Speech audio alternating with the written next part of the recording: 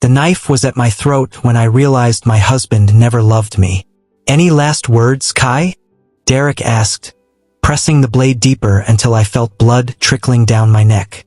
We were on the balcony of our penthouse, his penthouse, 20 stories up, and the city lights below looked like stars I'd never reach. "Why are you doing this to me?" I whispered, even though part of me already knew the answer. "Because you're worth more dead than alive, sweetheart," he said with that charming smile that used to make my heart race. 2 million in life insurance. Finally a good return on this pathetic marriage. My legs gave out, but he caught me. Not to save me, but to position me against the railing like I was just another piece of furniture he was rearranging. "Derek, please, we can talk about this." "You should have seen this coming, Kai," he interrupted, his grip tightening on my arms. "A rich alpha like me with a broke omega like you? What did you think this was? Some fairy tale love story?" He shoved me, and suddenly I was falling. The wind screamed past my ears. The city lights blurred into streams of color, and all I could think was that this was it. This was how I died, murdered by the man I'd loved for 5 years. I hit something hard, but it wasn't concrete. It was a balcony, and pain exploded through my ribs as my body crumpled onto the 17th floor terrace. I couldn't breathe, couldn't move, but I was alive, somehow impossibly alive. A door slid open and a man stepped out, tall and imposing in a dark suit, his sharp eyes widening when he saw me lying there like broken glass. "What the hell?" He pulled out his phone immediately. "I need an ambulance now. Someone fell onto my balcony. 17th floor." "No," I gasped out, tasting blood. "He'll find me, he'll finish." "Who will?" The man crouched down beside me, and I could see his face clearly now. Strong jawline, dark hair, eyes that looked like they could cut through steel. "My husband tried to kill me," I managed to say before another wave of pain hit. Something changed in his expression, a coldness settling over his features that was somehow more terrifying than Derek's smile. "Your husband is Derek Chun, isn't he? How do you know?" I tried to sit up, but my ribs screamed in protest. "Because I'm Damian Wolf, and your husband has been trying to destroy my company for 3 years, he said, lifting me with surprising gentleness despite the dangerous look in his eyes. "Looks like he just handed me the perfect weapon for revenge." "I don't understand," I whispered as darkness crept in at the edges of my vision. "You will," he said, and those were the last words I heard before everything went black. When I woke up, I was in a hospital room that looked nothing like any public hospital I'd ever seen. All cream walls and expensive equipment humming quietly around me. The door opened and Damian walked in, followed by a woman in a police uniform who looked at me with something between pity and suspicion. "Mr. Kai Chun," the officer said, pulling out a notepad. "Your husband reported you missing 2 hours ago. Claims you jumped off your balcony." "I didn't jump. He pushed me," I said, my voice coming out stronger than I felt. "He says you're mentally unstable, that you've been threatening suicide for months, and he has text messages to prove it," she continued, showing me her phone. "The messages were from my number to Derek. I can't do this anymore. I want to end it. Tonight on the balcony. Don't try to stop me." "I never sent those messages," I said, ice flooding my veins as I realized how carefully Derek had planned this. "He must have faked them somehow, I swear. Your husband is very convincing. I'll give him that," Damian said, leaning against the wall with his arms crossed. "He's already filed for an emergency psychiatric hold, which means if you go back, you'll be locked in a facility, drugged up, and then he'll finish what he started." I finished, the reality of my situation crashing down on me. "Exactly," Damian said, moving to sit on the edge of my bed. "So here's my offer. You work with me, testify against Derek for attempted murder, help me destroy him in court and in business, and in return, I keep you safe, give you a new life, and make you richer than you ever dreamed possible." "Why would you help me?" I asked, studying his face for any sign of deception. "What's really in this for you?" "Because Derek Chun took everything from me. My company's reputation, my business deals, and 3 years ago, he's the reason my younger brother is dead," Damian said, and the pain in his voice was raw and real. Now I'm going to take everything from him. Starting with the husband he tried to murder. I'm not just some weapon you can use for revenge, I said. Even though my position wasn't exactly strong given that I was lying in a hospital bed with broken ribs. No, you're a survivor and that's even better, he said, leaning closer. So what's it going to be, Omega?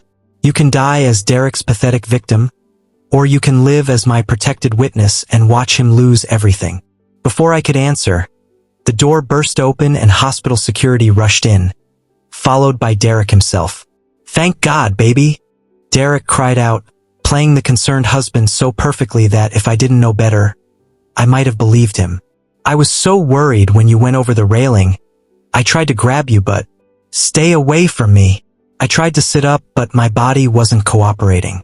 He's confused, officers. The trauma from the fall has him disoriented, Derek said smoothly, his eyes meeting mine with a clear warning. He doesn't know what he's saying.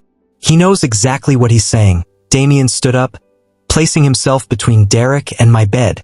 And I have security footage from my balcony camera showing you pushing him. Derek's face went pale for just a second before he recovered. That's impossible, you're bluffing. Am I? Damian pulled out his phone casually. Should I play it for everyone in this room right now? Or would you prefer to leave quietly?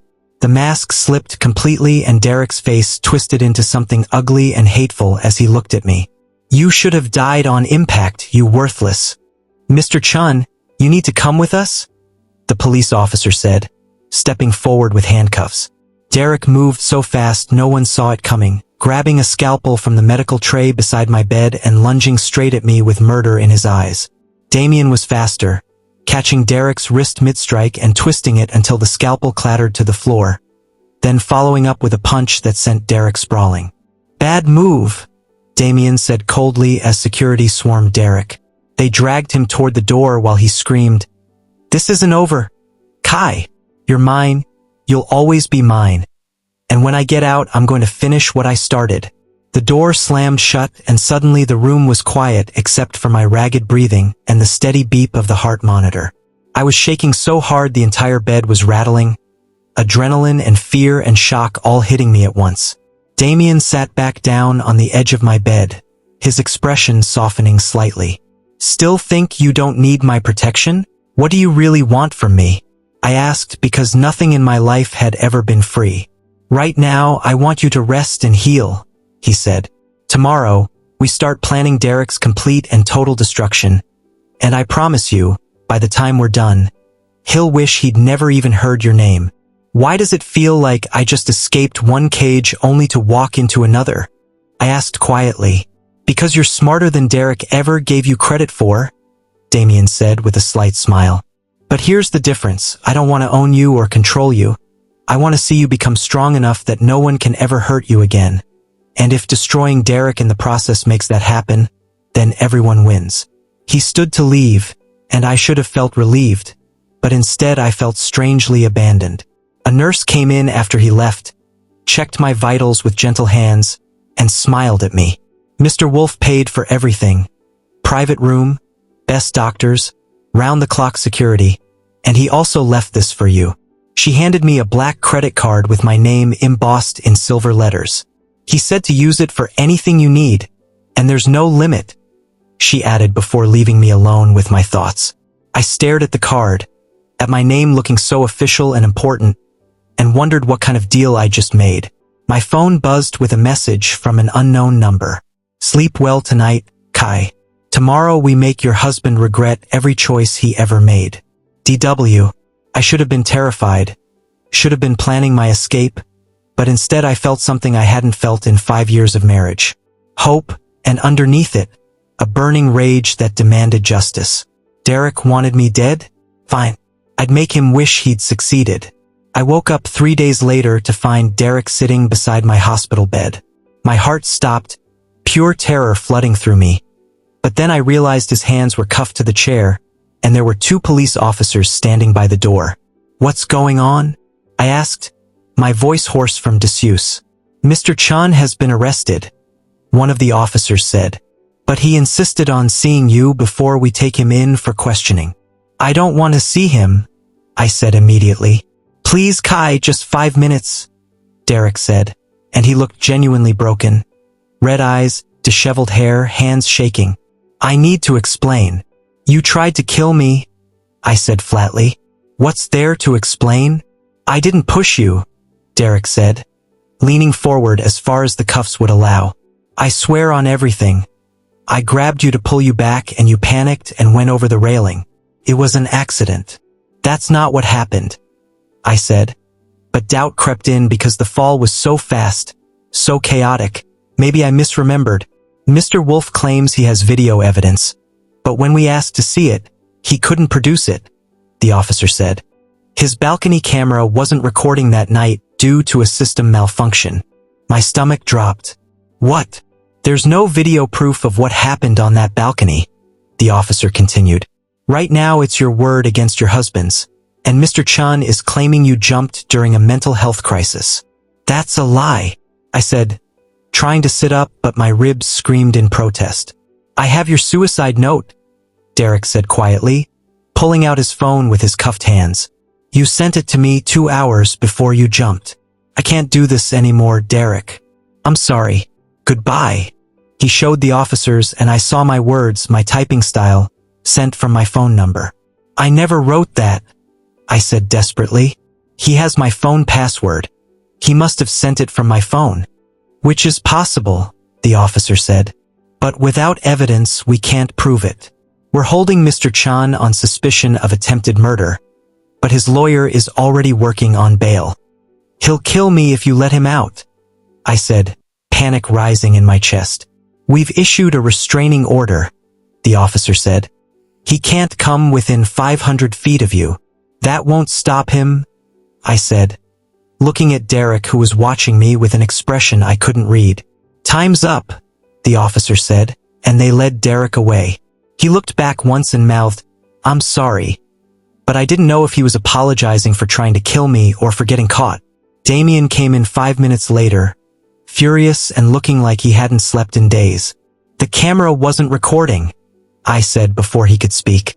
I know, the system glitched that night. I've had my tech team trying to recover the data, but there's nothing, he said, running his hands through his hair. I'm sorry, Kai. I thought I had proof. So now what? I asked. Derek walks free? Not if I can help it, Damian said. I've hired the best lawyers in the state. We're going to fight this. But I need you to be honest with me. Do you remember exactly what happened on that balcony? I closed my eyes and tried to remember, but the memories were fragmented, confused by fear and pain. He had a knife at my throat, I said slowly. He told me I was worth more dead than alive, something about life insurance. Then he pushed me. I'm sure he pushed me. But what? Damian pressed. It happened so fast, I admitted. And he's saying he tried to grab me. What if the jury believes him? Then we find another way to prove he's dangerous, Damian said firmly. There has to be something, some evidence we're missing. Over the next week, Damian's team investigated everything.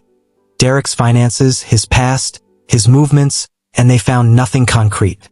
No history of violence, no suspicious insurance policies on previous partners, nothing that would prove premeditation. It's like he's a ghost, Damian said, frustrated after another dead-end meeting with his lawyers. Too clean, too perfect.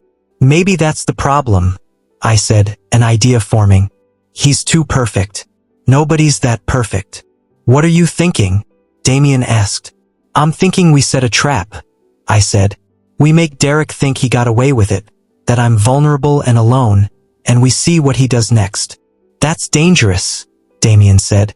If he comes after you again, then we'll have proof this time, I interrupted. Real proof, not just my word against his. Damian looked at me for a long moment, then nodded. Okay, but we do this my way with full security, cameras everywhere, and at the first sign of real danger, I'm pulling you out. Deal, I said. The plan was simple. I'd go back to the penthouse Derek and I had shared, make it look like I was alone and unprotected, and wait for him to make a move. Damian had cameras installed in every room, hidden so well even I couldn't spot them, along with a security team stationed in the apartment next door. You sure about this? Damian asked as he helped me settle into the bedroom that felt like a mausoleum of my failed marriage. No, I admitted. But what choice do I have? If Derek walks, he'll come after me anyway. At least this way we're ready. Damian squeezed my hand. I'll be watching every second. One word from you and we're done. He left, and I was alone in the apartment where Derek had planned to kill me. 3 days passed with nothing. No calls, no visits, no signs of Derek at all. Then on the 4th night, I heard a key in the lock. My heart hammered as the door opened and Derek walked in like he still owned the place, which technically he did. "Kai," he said, seeing me on the couch. "I was hoping you'd come back. The restraining order says you can't be here," I said, trying to keep my voice steady. "This is my home," Derek said, closing the door behind him. "And you're my husband. A piece of paper doesn't change that." "What do you want, Derek?" I asked, acutely aware of the cameras recording everything. "I want to talk about what happened," he said, sitting down across from me. "Really talk. No lawyers, no police, just us." "You tried to kill me," I said. "I tried to save you," Derek corrected. "You were having a breakdown, you climbed onto the railing. I reached for you and you fell." "That's the truth, Kai." "That's a lie," I said, anger replacing fear. "You told me I was worth more dead than alive. You said something about life insurance." "You were hallucinating," Derek interrupted smoothly. "The stress, the medications you were on, it made you paranoid and unstable. I've been trying to get you help for months." "What medications?" I demanded. "I wasn't on anything." Derek pulled out a pill bottle with my name on it. "These, anti-anxiety medication prescribed by Dr. Harrison 3 months ago. You don't remember because the pills themselves cause memory issues." I stared at the bottle, my name clearly printed on the label, and felt the ground shift under me. "I never saw a Dr. Harrison," I said. "You did. I drove you to the appointments myself," Derek said patiently. "You just don't remember.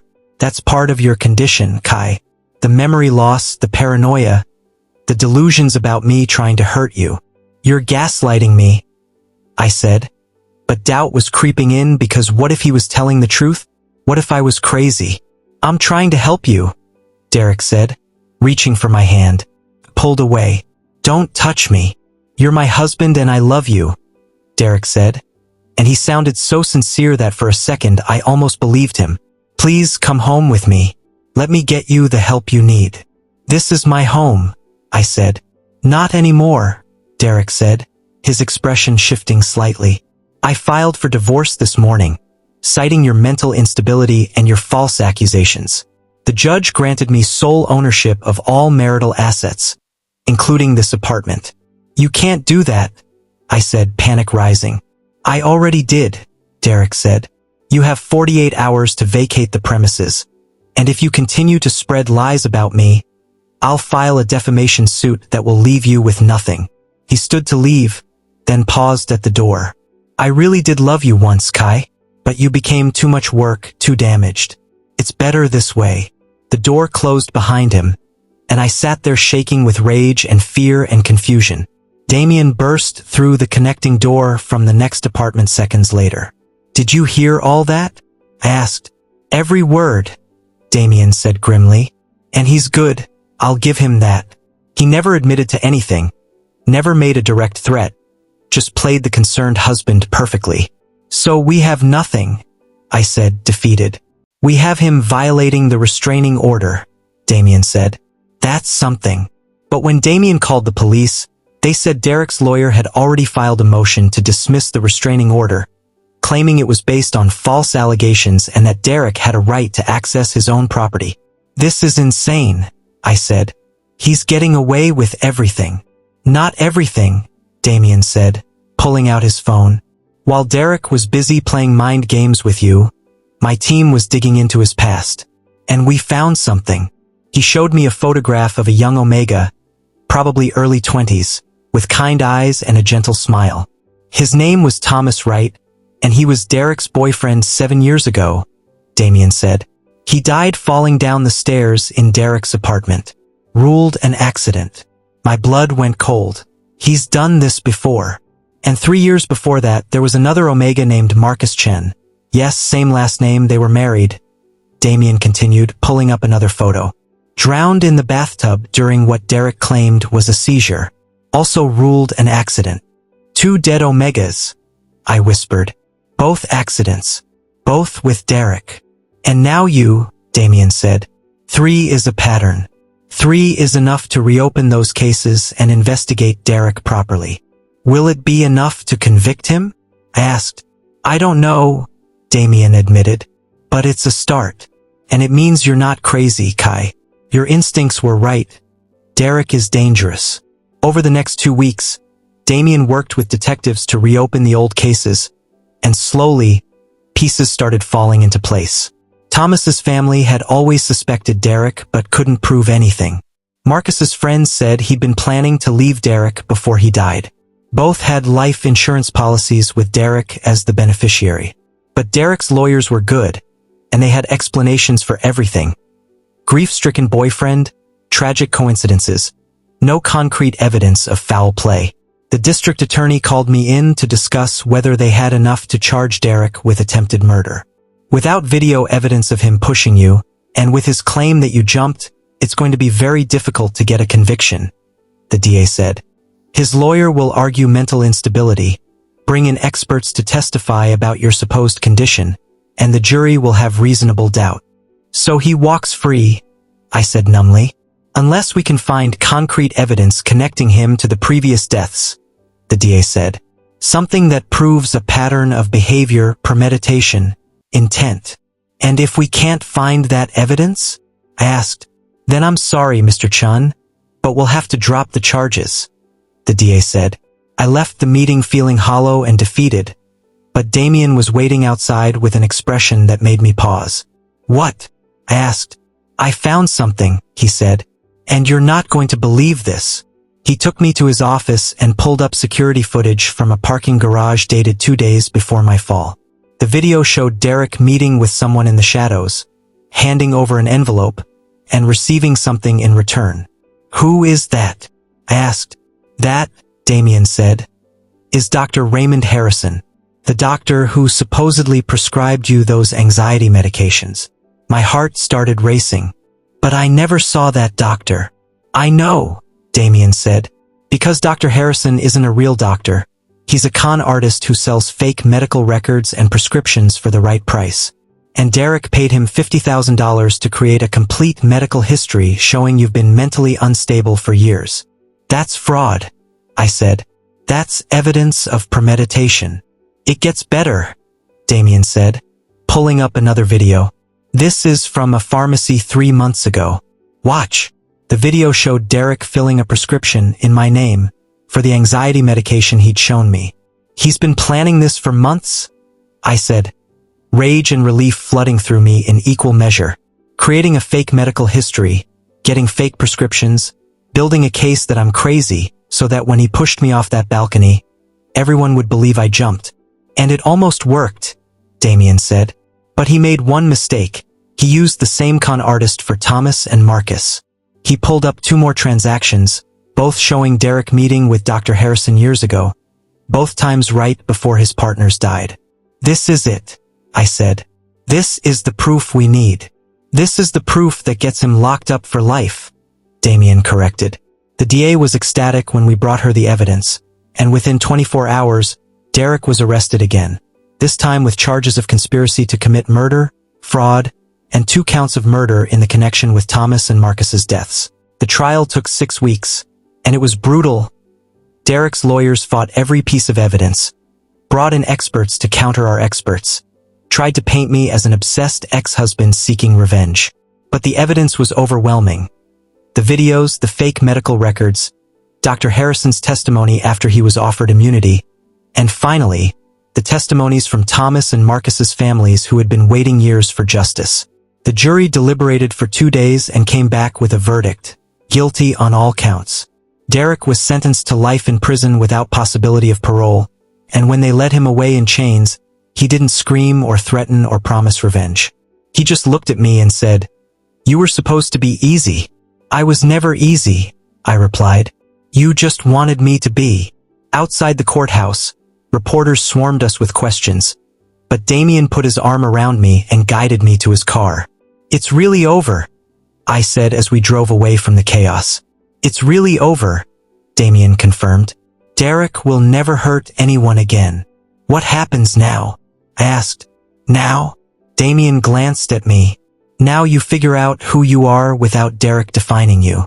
You heal, you live, you decide what comes next." "And you?" I asked. "What do you get out of all this?" "I got justice for the people Derek killed," Damian said. "And I got to know you, which turned out to be the best part." Something warm bloomed in my chest. "Is this where you ask me out on a real date? Is this where you'd say yes if I did?" Damian countered. "Maybe," I said, smiling for what felt like the first time in months. "Ask and find out." "Kai Chun," Damian said formally, "would you like to have dinner with me?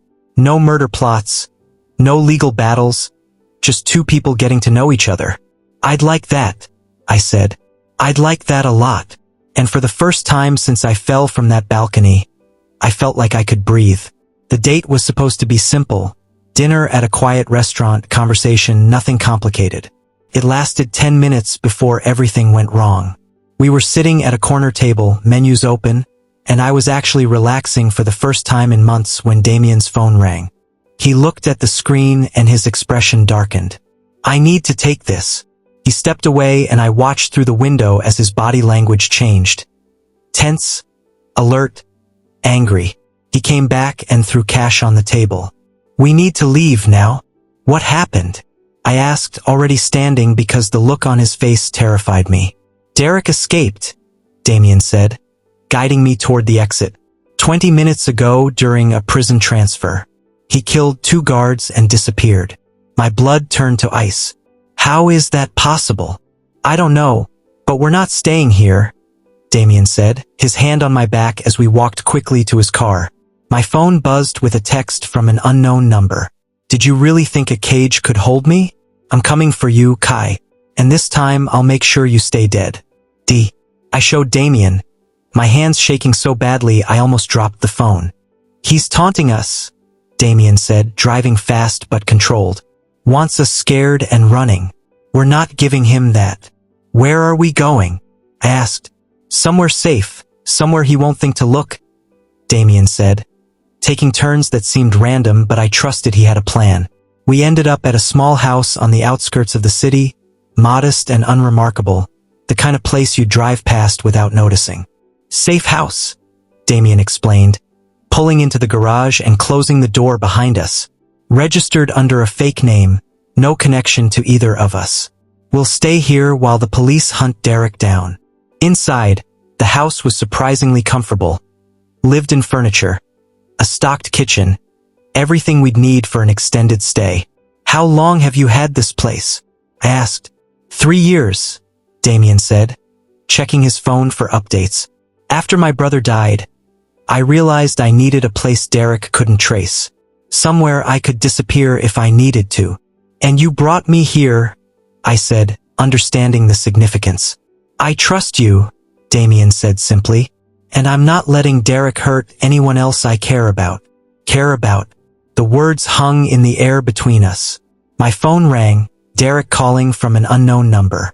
"Don't answer," Damian started, but I was already hitting accept and putting it on speaker. "Hello, Derek," I said, trying to keep my voice steady. "There's my beautiful husband." Derek's voice was cheerful, like we were old friends catching up. "Did you get my message?" "You killed 2 guards," I said. "They had families, Derek. People who loved them." "Collateral damage," Derek said dismissively. "Just like you were supposed to be, except you had to ruin everything by surviving. But don't worry, I'm going to fix that mistake very soon." "The police will find you," I said. "Will they?" Derek laughed. "I've been planning this escape for months, Kai. Did you really think I'd go quietly to prison? I have money hidden, fake identities, connections you don't know about. I could disappear right now and live comfortably for the rest of my life." "Then why are you calling me?" I asked. "Because where's the fun in that?" Derek said, and I could hear the madness in his voice now. "You humiliated me, put me on trial, took everything from me. I want you to suffer before you die. You're insane, I said. I'm free, Derek corrected. And I'm coming for you. Maybe not today, maybe not tomorrow, but soon. And you'll spend every second until then wondering when I'll appear. He hung up. Damian was already on his phone with the police, giving them the number Derek called from, but we both knew it wouldn't help. Derek was too smart to use a traceable phone. We can't just hide here forever, I said, pacing the small living room. He'll find us eventually, or we'll go crazy waiting. What are you suggesting? Damian asked. I'm suggesting we stop running and start hunting, I said, an idea forming. Derek wants me scared and helpless. Let's give him what he wants, or make him think we are. You want to use yourself as bait, Damian said flatly. Again. It worked last time, I pointed out. Last time you almost died, Damian countered. Multiple times. And this time we'll be ready, I said. We know Derek's patterns, his tactics, his weaknesses. We can outsmart him. Damian looked at me for a long moment, then sighed. I hate that you're right. What's the plan?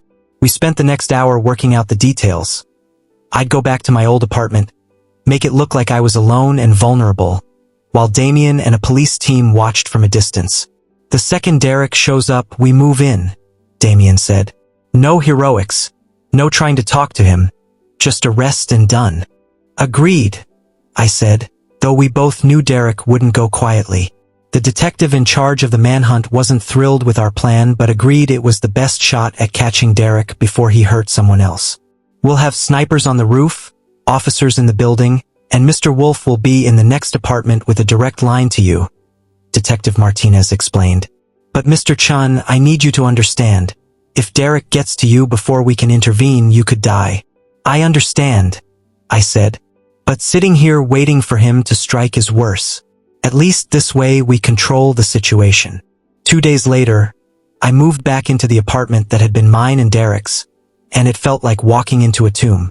The furniture was the same, the photos still on the walls, but everything felt hollow and wrong. This had never been a home, just a stage where Derek performed being a loving husband. I settled in, made it look lived in, and waited. Damian was next door monitoring cameras we'd hidden throughout the apartment, and I had an earpiece so small I could barely feel it. How are you doing? Damian's voice came through, warm and reassuring. Terrified, I admitted, but ready. I'm right here, Damian said. Nothing's going to happen to you. Day 1 passed with no sign of Derek. Day 2, nothing. By day 3, I was starting to think he'd figured out our trap. Then on the 4th night, I heard a noise on the balcony. My heart stopped as I saw a shadow moving outside, and then Derek was there, opening the sliding door like he still had a key, which apparently he did. Hello, Kai, he said, stepping inside with a smile that made my skin crawl. Miss me? Damian, he's here, I said quietly, knowing the earpiece would pick it up. I know about the earpiece, Derek said casually, and the cameras and the police team surrounding the building. Did you really think I'd fall for such an obvious trap? My blood ran cold. Then why are you here? Because I knew you'd set a trap, so I set one of my own, Derek said, pulling out his phone and showing me a live video feed. It was Damian's safe house, the one we'd stayed at, and it was on fire, flames consuming the structure as sirens wailed in the distance. Damian's team thought I'd come for you directly, so they left the safe house unguarded, Derek said. Amateurs. There's no one in that house, I said, praying I was right. Are you sure? Derek asked.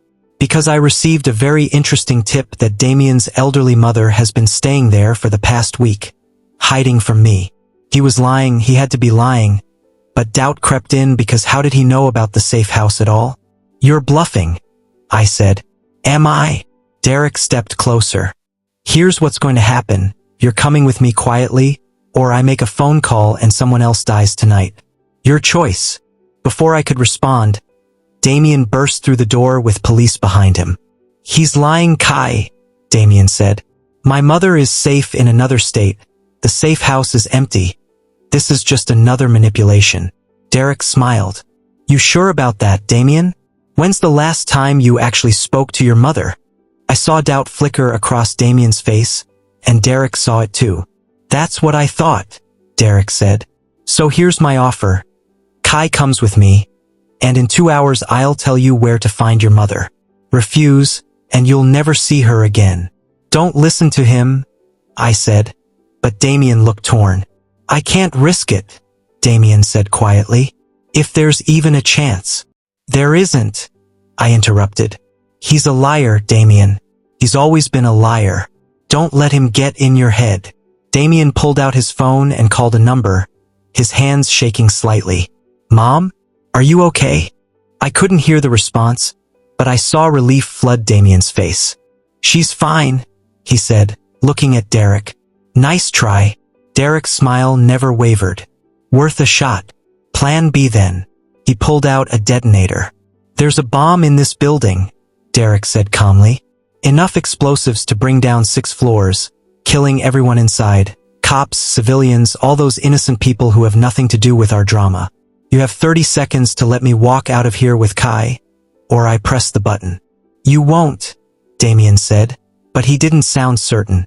Won't I? Derek's finger hovered over the trigger. I've already killed tonight, what's a few dozen more? 20 seconds. He's insane, I said to Damian. You can't negotiate with crazy. 15 seconds, Derek said. And just so you know, I'm not bluffing. I planted the bomb myself 2 days ago when your team was busy setting up cameras. 10 seconds. Damian looked at me and I saw him making the calculation, risk my life or risk everyone's. 5 seconds, Derek said. Wait, I said. I'll go with you. Just don't hurt anyone else. Kai, no, Damian started. It's my choice, I said, looking at Damian with what I hoped conveyed trust. Let me do this. Derek grabbed my arm, keeping the detonator visible. Everyone stay back or I press it anyway. He dragged me toward the balcony and I realized he'd set up a rope system to rappel down. Of course he had. Derek always had an exit strategy. You first, he said, gesturing to the rope. I grabbed it and started climbing down, my heart hammering, knowing this could be the last thing I ever did. Derek followed, keeping the detonator in one hand, and we made it to the ground where a motorcycle was waiting. Get on, Derek ordered. I did, and he climbed on behind me, one arm around my waist holding me tight, the other still gripping the detonator. We took off, weaving through traffic, and I could hear police sirens behind us but getting farther away. Where are you taking me? I asked over the engine noise. Somewhere we can finish what we started, Derek said in my ear. Somewhere no one will interrupt us this time. We drove for what felt like hours, leaving the city behind, until we reached an abandoned warehouse district where everything was rust and decay. Derek pulled into one of the buildings and killed the engine, then dragged me inside to a room he'd clearly prepared. Chair bolted to the floor, tools laid out, plastic sheeting covering everything. Welcome to the place you're going to die, Derek said cheerfully. I've been preparing it for weeks. Just in case plan it didn't work out. You're sick, I said, looking for any possible escape route. I'm efficient, Derek corrected, forcing me into the chair and zip-tying my wrists. Now we're going to have a conversation about respect, about consequences, and about what happens to Omegas who forget their place. He picked up a knife, testing the edge against his thumb. Any last words before we begin? Derek asked. Yeah, I said, meeting his eyes. You should have checked for a wire. Derek's expression changed, confusion replacing confidence. What? The earpiece wasn't the only thing I was wearing, I said, pulling my shirt aside to show the small recording device taped to my chest. Everything you've said, everything you've done tonight, it's all being recorded and transmitted to the police. Derek lunged for the device, but it was too late. We both heard the helicopters overhead, saw the lights flooding through the broken windows. Police! Come out with your hands up! Derek grabbed the knife and held it to my throat. I'll kill him. I swear I'll do it. Then you'll die too. A voice called back. Damian's voice, amplified through a megaphone. Let him go, Derek. It's over. It's not over until I say it is, Derek screamed, the knife pressing harder. and I felt blood trickle down my neck. "You're right," I said quietly, just to Derek. "It's not over until you say it is. So say it. Admit what you did to Thomas, to Marcus, what you tried to do to me. Say it and own it, or die a coward." Something in Derek's eyes changed, pride mixing with madness. "Fine," he said loudly enough for the police to hear. "Yes, I killed Thomas and Marcus. Yes, I tried to kill Kai. They were all supposed to be easy money, simple insurance scams, but they got complicated, got emotional, so I eliminated the problem." "Why?" I asked, needing to understand. "Because I could," Derek said simply. "Because Omegas are weak and trusting and easy to manipulate. Because no one suspected the grieving husband. Because it was fun." The words were barely out of his mouth when the door exploded inward and tactical teams swarmed in, red laser sights finding Derek instantly. "Drop the weapon," they shouted. Derek looked at the knife, at me, at the dozens of guns pointed at him, and laughed. "You want a show?" he asked. "I'll give you a show." He raised the knife high, and for a second I thought he was going to stab me, but instead he slashed at his own throat. I jerked away, the chair toppling, and watched in horror as Derek collapsed, blood pooling around him. Medics rushed in, trying to save him, but I could see it was too late. Derek had chosen his own ending rather than face justice. Damian was there, cutting my zip ties, pulling me away from the scene. "Don't look," he said, shielding me with his body. But I'd already seen, already watched Derek die by his own hand, and I felt nothing. No satisfaction, no grief, just emptiness. "Is it really over?" I asked. "It's really over," Damian confirmed. "They took me to the hospital for observation, more for protocol than necessity, and Damian stayed beside me the entire time. You were incredible tonight," he said once we were alone. "Brave and smart and everything Derek said you weren't."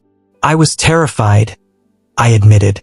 "Being brave doesn't mean not being scared," Damian said. "It means being scared and doing it anyway." "Is that a quote from something?" I asked. "Maybe," he said with a slight smile. "Does it matter?" "No," I said, and realized I was smiling too. "Hey, Damian?" "Yeah." "Ask me again," I said. "Ask you what?" he said, playing dumb. "You know what?" I said. Damian took my hand, suddenly serious. "Kai-chan, would you like to go on a real date with me? One that doesn't end in police chases or confessions or death." "I'd like that," I said. "I'd like that very much." 3 months later, we had that date.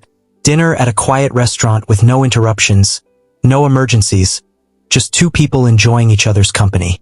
"This is nice," I said, relaxed in a way I'd never been with Derek. "It is," Damian agreed. "Should we make it a regular thing? Are you asking me to be your boyfriend?" I teased. "Maybe," Damian said. "Would you say yes if I did?" "Maybe," I echoed, then softer. "Yes, I'd say yes." Damian smiled, really smiled, and something warm bloomed in my chest. 6 months after that, Damian proposed properly, not for protection or strategy, but because he loved me and wanted to spend his life with me. "I know it's fast," he said, kneeling in his living room with a simple silver band. "And I know you might need more time after everything with Derek. But Kai, I love you, and I want to build a real life with you. Not one based on fear or survival, but on choice and trust and partnership. So what do you say?" I pulled him up and kissed him, and when we broke apart I said, "Yes, absolutely yes." We got married in a small ceremony with just close friends. Nothing like the elaborate production Derek had insisted on. This was intimate, honest, real. And when Damian slipped the ring on my finger, I felt truly free for the first time in my life. No more looking over my shoulder, no more waiting for the other shoe to drop. Just love and trust and a future I actually wanted. "What are you thinking?" Damian asked as we danced at our reception. "I'm thinking about how I fell off a balcony and somehow landed in the best thing that ever happened to me," I said. "That's the most morbid romantic thing anyone's ever said to me," Damian said, laughing. "Get used to it," I said. "You married me, you're stuck with my trauma humor now." "I can live with that," Damian said, pulling me closer. I can live with all of it, as long as I'm living it with you. And somehow, despite everything, despite Derek, despite the fear, despite all the reasons it shouldn't work, we were happy. Not perfect, because perfection was a lie people like Derek told, but real. And real was so much better. The end.